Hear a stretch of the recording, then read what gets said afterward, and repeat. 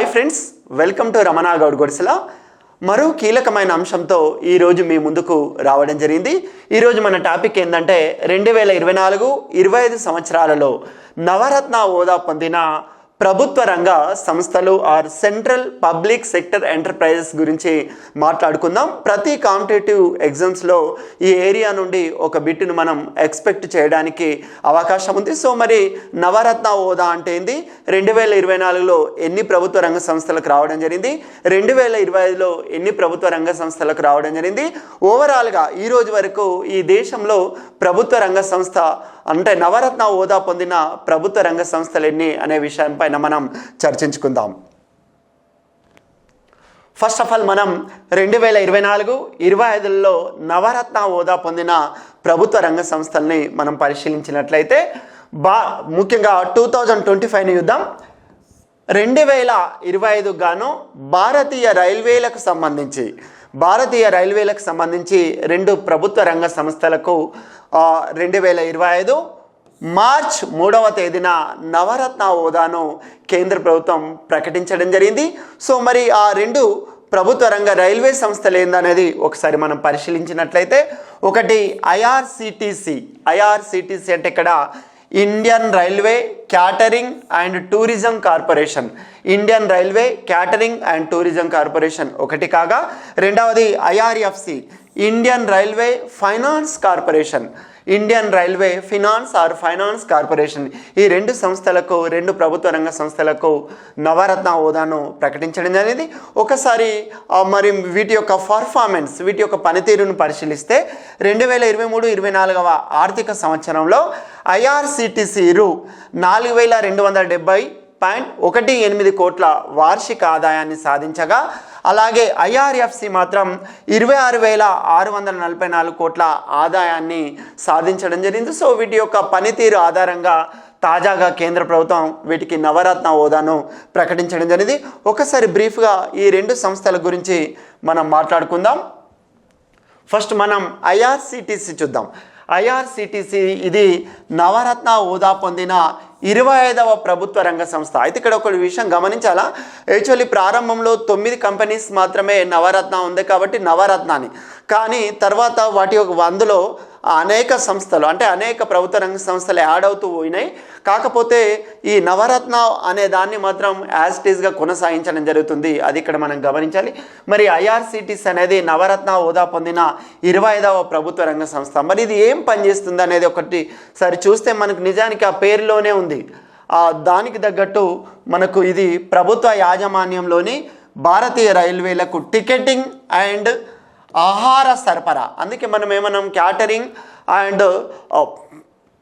Ticketing and catering అని అనడం జరిగింది. టికెటింగ్ మరియు ఆహార సరఫరా అలాగే పర్యాటక సేవలను ఇది అందించడం జరుగుతుంది. మరి దీని యొక్క స్థాపన 1999 సెప్టెంబర్ 27వ తేదీన దీనిని స్థాపించడం జరిగింది. దీని యొక్క ప్రధాన కార్యాలయం న్యూఢిల్లీలో కలదు. ఒకసారి మనం ఐఆర్ఎఫ్సిని కూడా మనం చూద్దాం. ఇంతకుముందు చెప్పినట్టు ఇండియన్ రైల్వే ఫైనాన్స్ కార్పొరేషన్, ఇది నవరత్న హోదా పొందిన 26వ ప్రభుత్వ రంగ సంస్థ. అది ఇక్కడ మనం ప్రధానంగా కాన్సన్ట్రేషన్ చేయాలి.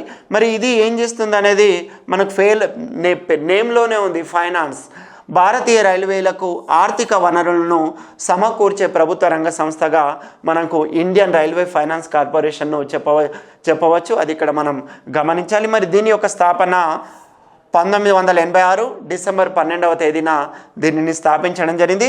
దీని యొక్క ప్రధాన కార్యాలయం కూడా న్యూఢిల్లీలో కలదు. అది ఇక్కడ మనం ఇవి 2025లో నవరత్న హోదా పొందిన రెండు సంస్థలు. మనం ఒక్కసారి 2024ని పరిశీలిద్దాం.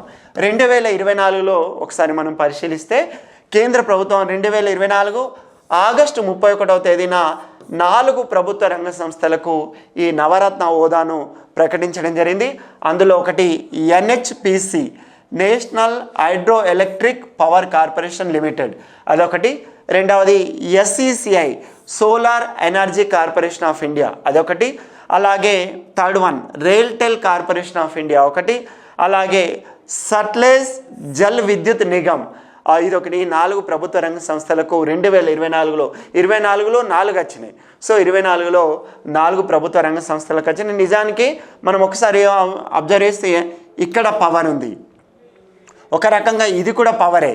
అదేవిధంగా సట్లెజ్ జల్ విద్యుత్ ఇది కూడా పవరే. సో ఒక రకంగా ఇలా కొంత భిన్నమైనది ఏదంటే RailTel corporation of India limited అనే చెప్పవచ్చు. ఈ 4 సంస్థలకు 2024లో నవరత్న హోదా దక్కడం జరిగింది. ఒకసారి మనం అసలు నవరత్న హోదా అంటే ఏంది, ఎవరిస్తారు అనే దాన్ని కూడా మనం పరిశీలిద్దాం. వాస్తవానికి నవరత్న హోదా అనేది ఆర్థిక మంత్రిత్వ శాఖలోని minister of finance or finance ఆర్థిక మంత్రిత్వ శాఖలోని ప్రభుత్వ సంస్థల విభాగం, దీన్ని మనం డిపార్ట్మెంట్ ఆఫ్ పబ్లిక్ ఎంటర్ప్రైజెస్ అని కూడా పిలుస్తాం. ఈ సంస్థ వివిధ కంపెనీల వాటి యొక్క పనితీరు ఆధారంగా, నేను ఇంతకుముందే చెప్పినట్టు పనితీరు ఆధారంగా ఈ హోదాను ప్రకటిస్తుంది. మరి ఈ హోదాను 1997లో ప్రవేశపెట్టడం జరిగింది.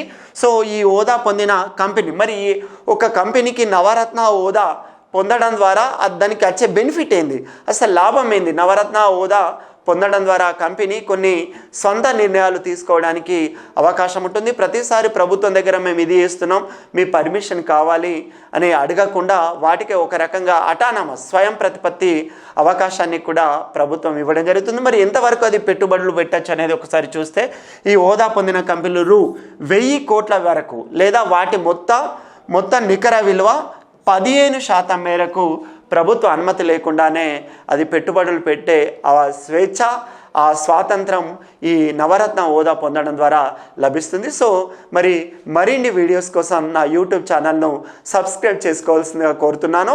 అలాగే రానున్న కేంద్ర మరియు రాష్ట్ర ప్రభుత్వాలు, అటు ఆంధ్రప్రదేశ్ తెలంగాణ ప్రభుత్వాలు నిర్వహించే ప్రతి పోటీ పరీక్షకు ఉపయోగపడే విధంగా నేను నా app Ramana Goud current affairs, app పేరు రమణ గౌడ్ కరెంట్ అఫైర్స్, ఇక్కడ యాప్ని కూడా చెప్తున్నాను.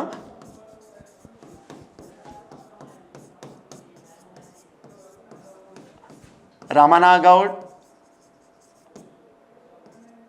Current affairs app, Ramana Goud current affairs యాప్లో PDF రూపంలో పొందుపరచడం జరిగింది.